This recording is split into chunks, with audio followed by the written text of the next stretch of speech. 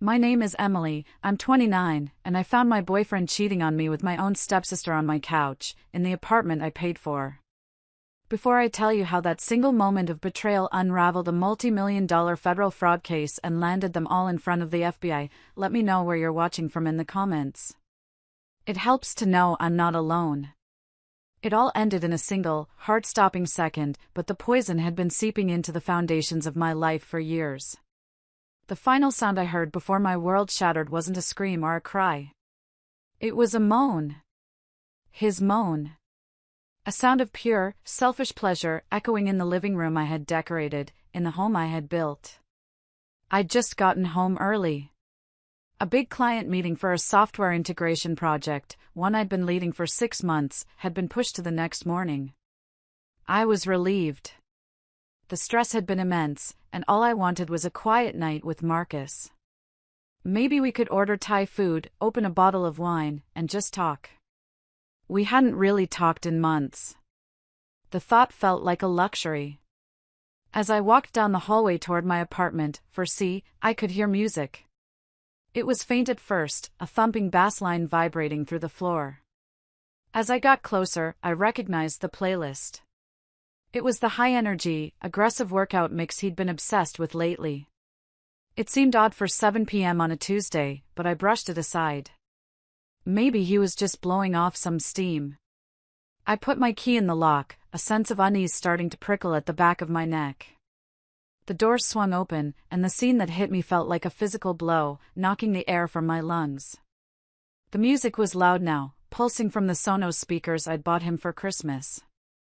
And there, illuminated by the soft glow of the floor lamp, was my boyfriend, Marcus. He was on the gray sectional couch that I had saved for, the couch I had been so proud of. And writhing on top of him, her blonde hair fanned out across my silk pillows, was my stepsister, Vanessa. My brain just stopped. The world didn't go silent or slow down. It became intensely, painfully sharp. Every detail burned itself into my memory. The way the light caught the sweat on his back. The empty wine glasses on the floor, my wine glasses. The way Vanessa's head was thrown back in ecstasy. And worst of all, right next to them, on the coffee table they'd carelessly shoved aside, was the digital photo frame I'd just given him for our 2-year anniversary. It was cycling through pictures of us. Us smiling on a trip to Mexico. Us laughing at a Yankees game. Us, happy. A ghost of a life that was being murdered right in front of me. That was it. The photo frame. That was the switch that flipped inside my soul, from shock to something primal and cold. It wasn't sadness that flooded me. It was a white-hot, clarifying rage. A rage that burned away all the doubt, all the excuses, all the times I had let myself be gaslit and ignored. I didn't scream. I didn't cry. I moved. I lunged forward, my movements silent and deadly. I wasn't a heartbroken woman, I was a predator.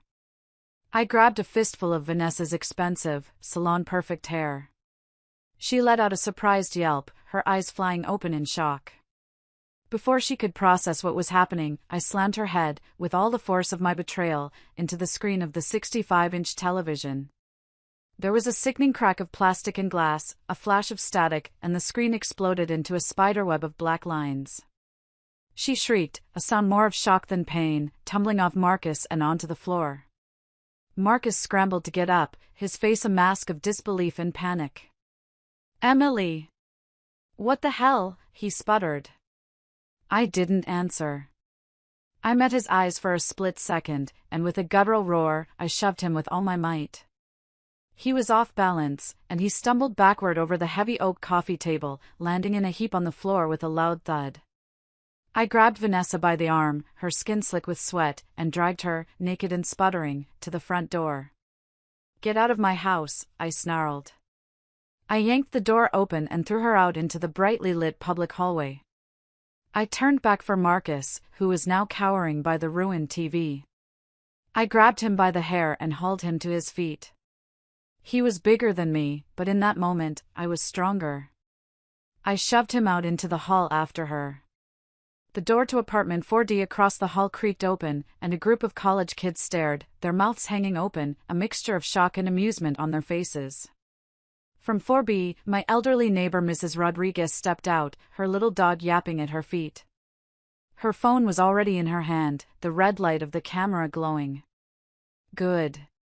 Let her record. Let the world see them for what they were. My clothes! Vanessa wailed, trying to cover herself. I walked back inside, scooped up the pile of their discarded clothing from the floor, and threw it out into the hall after them. Here's your trash, I said, my voice a low, dangerous tremor I didn't recognize as my own. Then I slammed the door, shot the deadbolt, and leaned against it, my body finally starting to shake. I stood alone in the wreckage of my living room, the thumping music still playing its stupid, triumphant beat. I didn't fall apart. I walked over to the speaker and shut it off. The silence was deafening. Then, I calmly walked to the peephole. And with my own phone, I started recording their humiliating, frantic scramble for clothes in the public hallway. Not for revenge. For evidence. In that moment, I knew this wasn't just the end of a relationship. It was the beginning of a war. How does a 29-year-old lead software engineer, a woman who designs logical systems for a living, end up in a scene of such primal chaos? It didn't happen overnight. It was a death by 1,000 cuts, a slow erosion of my self-worth that I had allowed for far too long. My mother, Linda, is a kind, gentle soul who, after my father passed away, fell for Richard. He was charismatic and successful, and she was lonely. When they married, I was 16. And with Richard came his daughter, Vanessa, a year younger than me but already an expert in the art of manipulation. From day one, the dynamic was set. I was the quiet, studious, responsible one. Vanessa was the dazzling, demanding, golden child. I remember my high school graduation. I was valedictorian. I had a full academic scholarship to a top engineering school. During my speech, I saw my mom in the front row, tears of pride streaming down her face. Richard was next to her, checking his watch. Later, at the celebration dinner, he raised a glass. To Emily, he said, with the enthusiasm of a man reading a grocery list. Now, on to more exciting news. Vanessa just made captain of the cheerleading squad. The entire family's attention swiveled to her as she preened. My academic achievement was a footnote. Her social victory was the headline. That was the pattern. My successes were quiet, expected. Hers were loud and celebrated. I poured my energy into my career, excelling in a male-dominated field, and into my relationship with Marcus. I met him at a colleague's party. He worked in marketing, and he showered me with the attention I'd never gotten from my stepfather. He made me feel like the center of the universe. When he moved into my apartment 8 months later, I was ecstatic. My salary was easily 3 times his, but I didn't care. I paid the rent, the utilities, the grocery bills. I bought him a car when his broke down. I funded his startup ideas that never went anywhere. I thought I was investing in our future, in our partnership. I was too blind to see I was just his sponsor. I remember one night, I was working late on a complex coding problem for my job, a project that would eventually lead to a major promotion and a significant salary increase. Marcus came in, sighing dramatically. "Still staring at that boring code?" he said, peering over my shoulder. "I don't know how you do it." He said it like a compliment, but the undertone was clear. My work was nerdy and incomprehensible, while his world of marketing and schmoozing was exciting and important. He then asked if I could transfer him $500 for a networking dinner. I did it without a second thought. I was earning the money, he was living the life.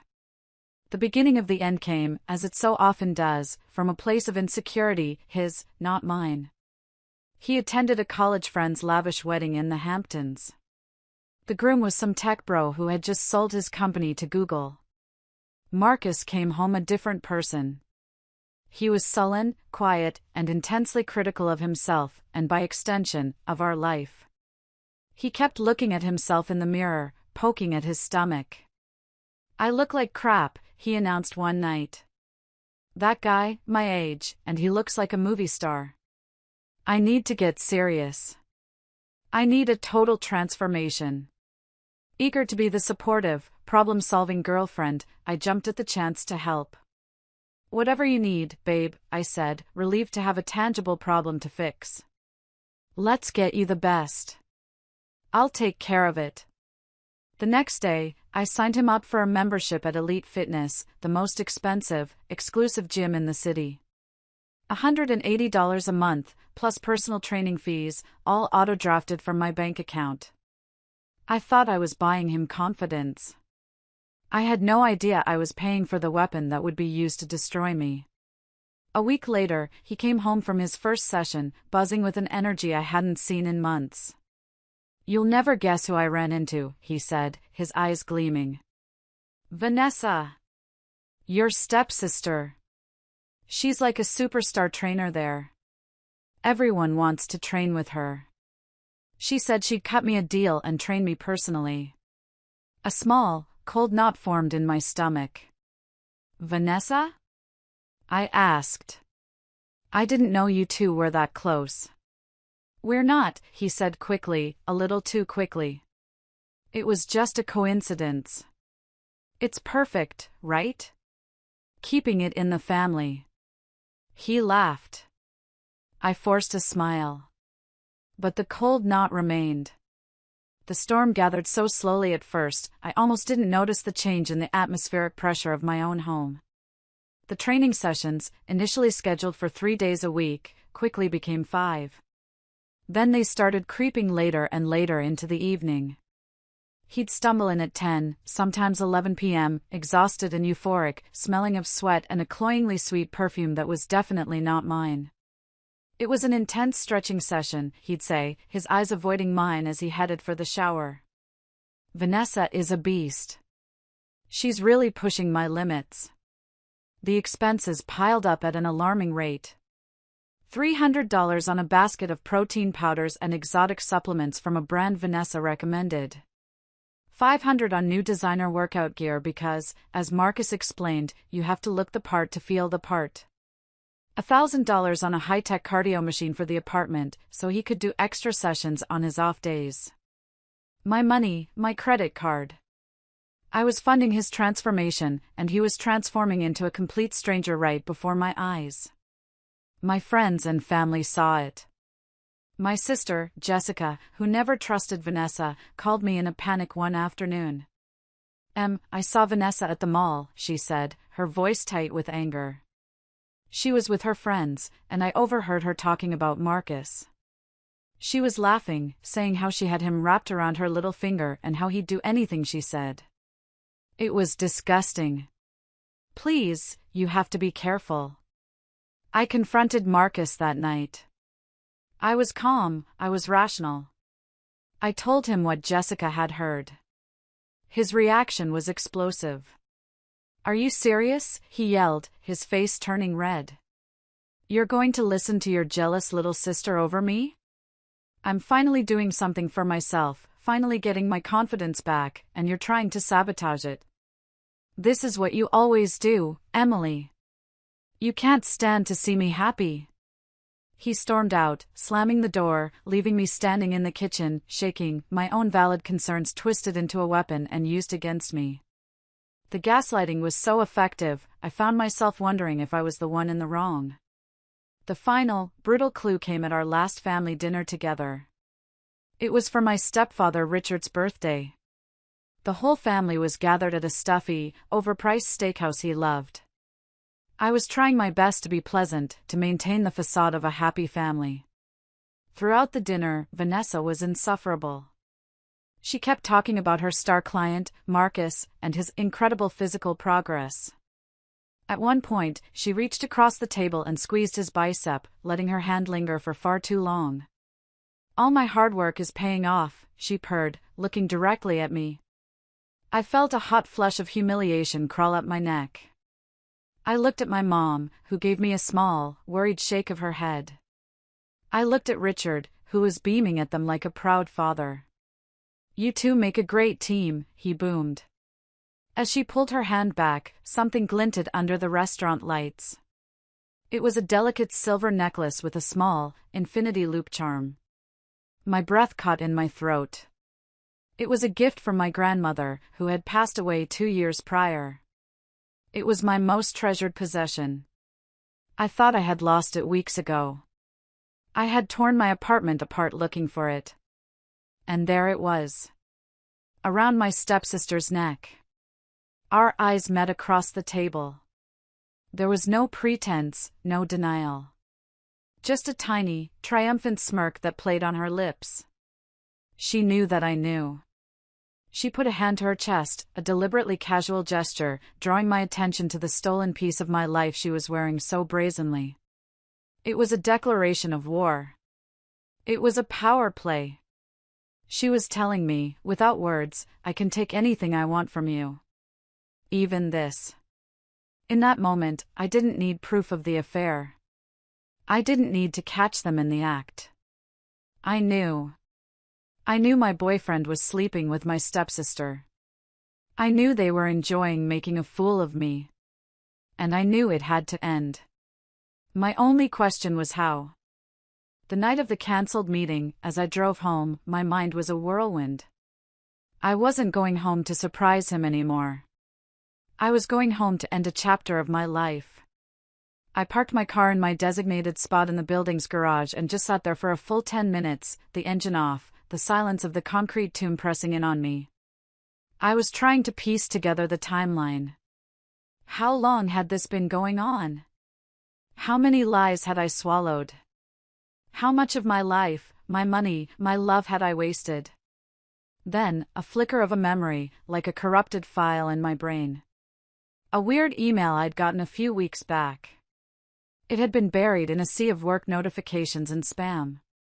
I'd glanced at the sender, DM, and a subject line that said regarding Vanessa, and I'd dismissed it as junk, dragging it to the trash folder without a second thought. Why would a stranger be emailing me about Vanessa? On a gut instinct I still can't explain, I pulled out my phone, my fingers fumbling as I opened my mail app. I navigated to the trash folder, my heart pounding a frantic rhythm against my ribs. I scrolled down, past deleted marketing emails and old receipts. And there it was. I clicked it open.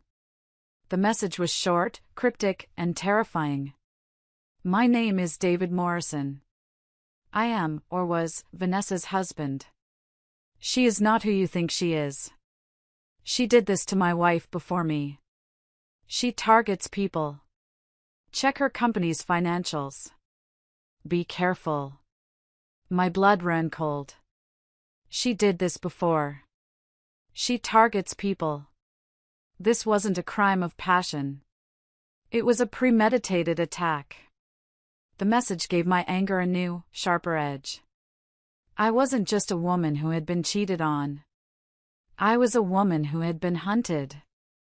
I put the car in park, took a deep, shuddering breath, and walked toward the elevator. I was no longer a heartbroken girlfriend walking home to a confrontation. I was an engineer walking into a system that was critically flawed, and I was about to debug the hell out of it. When I opened that front door, I was already armed with information. I was already at war. So when I saw them, tangled together on my couch, it wasn't just a betrayal of love. It was a confirmation of a calculated, predatory deception. After the TV screen cracked and they were scrambling naked and humiliated in the hallway, my first instinct wasn't to shatter into a million pieces. It was to build a fortress. After slamming the door on their public humiliation, I stood in the silence of my ruined apartment. The adrenaline was a high-pitched ringing in my ears, but my mind was eerily calm. I didn't cry. I didn't scream. I walked over to my desk, sat down in the ergonomic chair I'd bought for my long hours of coding, and went to work. Marcus thought he was clever. He was a smooth-talking marketer who thought the world ran on charm and deception. But he was an amateur messing with a professional systems architect.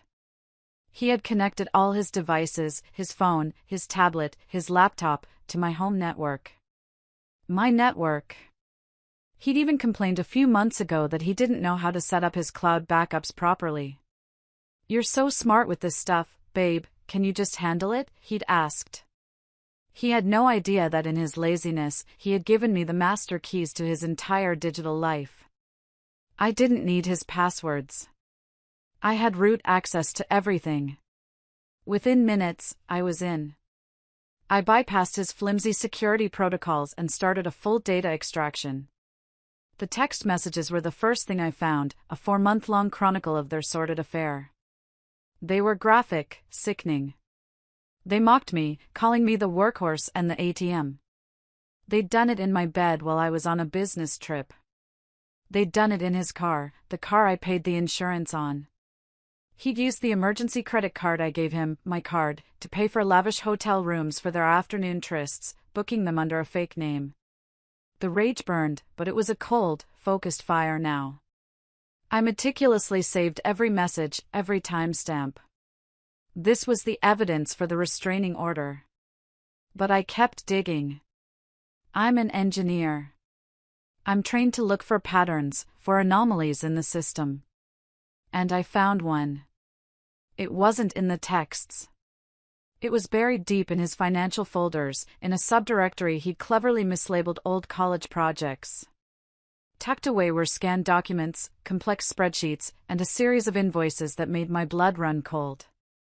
And that's when the true, horrifying picture came into focus. It wasn't just an affair. It was a sophisticated, criminal enterprise. My breath caught in my throat. I stared at an invoice, sent from a company called Elite Fitness Physical Therapy to Marcus's health insurance provider. The claim was for a 12-week course of treatment for a torn rotator cuff. A torn rotator cuff he never had. I cross-referenced the dates with our shared calendar. On one of the alleged physical therapy dates, we had been in the Poconos for a weekend getaway. I scrolled further. Another claim for chronic lumbar strain. Another for post-trauma rehabilitative services. They were all signed off by a supervising physician I'd never heard of. The total billed to his insurance was over $15,000. Then I found the master spreadsheet. My heart hammered against my ribs. It listed names, dozens of them, all male clients at Elite Fitness. Next to each name were their insurance details, their social security numbers, their dates of birth. And in the final columns, payout amounts. Tens of thousands of dollars. Hundreds of thousands. It was a ledger of their crimes. The affair wasn't the goal. The affair was the tool. It was the entry point. Vanessa hadn't just seduced my boyfriend. She had profiled him. An insecure man with a stable, high-earning girlfriend who had a premium health insurance plan. She used the intimacy of the relationship to gain his trust, to get access to his personal information, his signature, his consent forms. And then, she and her cousin, Brad Morrison, the manager at Elite Fitness, used that information to commit massive, systematic insurance fraud. The ground fell away from beneath me. This wasn't a messy breakup anymore. This was a federal crime. My personal heartbreak had just intersected with a multi-million-dollar felony. The stakes had just been raised from my dignity to their freedom. And I was holding all the cards, all the data, all the proof. I saved everything to a triple encrypted external hard drive, made 2 backups, and wiped the source. My living room was a crime scene, and I had just collected all the evidence. The next 24 hours were a blur of cold, calculated, and decisive action. I didn't sleep. I drank black coffee and moved with the focused energy of a general preparing for battle. At 7 a.m., I had a locksmith at my door, changing every lock. At 8 a.m., I had a junk removal service hauling away the couch, the coffee table, and the broken TV. I wanted no trace of them left in my home. I packed every single thing Marcus owned, every shirt, every shoe, every stupid gadget, into black trash bags and left them in the building's industrial dumpster. At 9 a.m., I was on the phone with my lawyer. Not a divorce lawyer. I found a former federal prosecutor who had started his own firm specializing in financial crime and racketeering cases. I explained the situation calmly, factually. There was a long pause on the other end of the line. "Miss Foster," he finally said, his voice tinged with awe, "you may have just handed me the biggest case of my career." By noon that day, we had filed for an emergency temporary restraining order against both Marcus and Vanessa, citing stalking, harassment, and the evidence of criminal activity. The backlash was immediate and vicious. My stepfather, Richard, showed up at my door that evening, pounding on it, his face purple with rage. "How could you do this?" he screamed through the solid wood. "You assaulted them. You humiliated Vanessa. She could have been seriously hurt. You've always been jealous of her success, and now you're trying to ruin her life." I didn't even open the door. I spoke through the peephole, my voice as cold and hard as steel. "Get off my property, Richard," I said, "before I add you to the restraining order for harassment." He stood there, sputtering, for another minute before finally storming off. The real fear set in 2 days later. I was walking to my car in my office parking garage after a long day at work. It was late, and the garage was mostly empty, the air thick with the smell of concrete and exhaust fumes. Suddenly, Marcus stepped out from behind a concrete pillar, blocking my way. He had violated the restraining order without a second thought. His face wasn't apologetic or sad. It was ugly, twisted with a desperate rage. "You have no idea who you're messing with, Emily," he hissed, taking a step closer. The smell of stale alcohol wafted off him. "You think you're so smart with your little computer tricks. Drop this. Drop the lawsuit, drop the police report.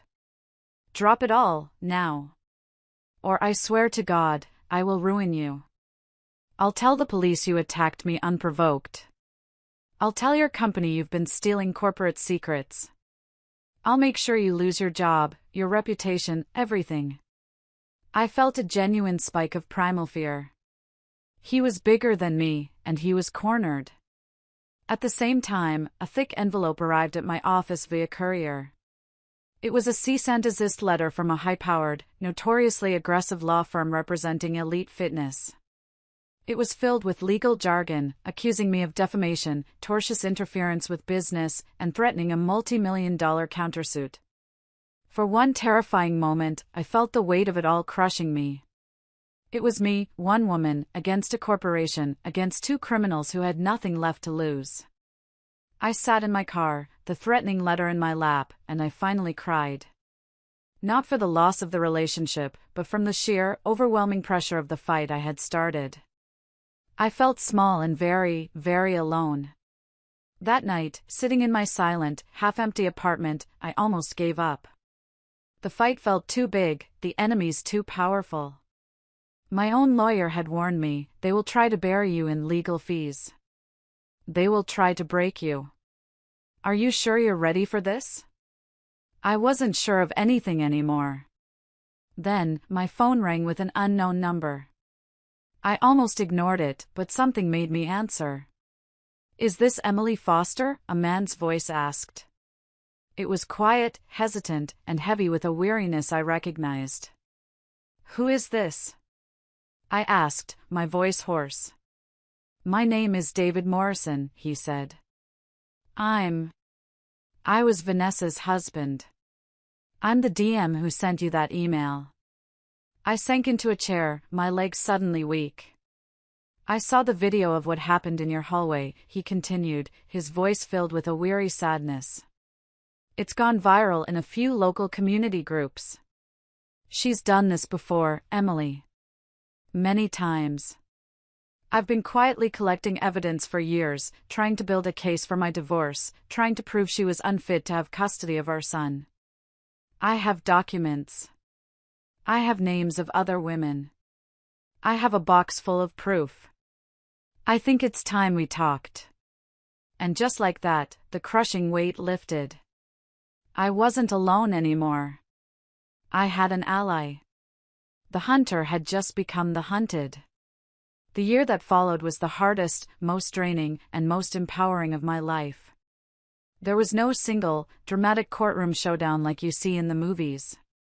The war was a grueling campaign fought in sterile lawyers' offices, during 10-hour depositions under fluorescent lights, and through mountains of digital and paper evidence. David and I became an unlikely but formidable team.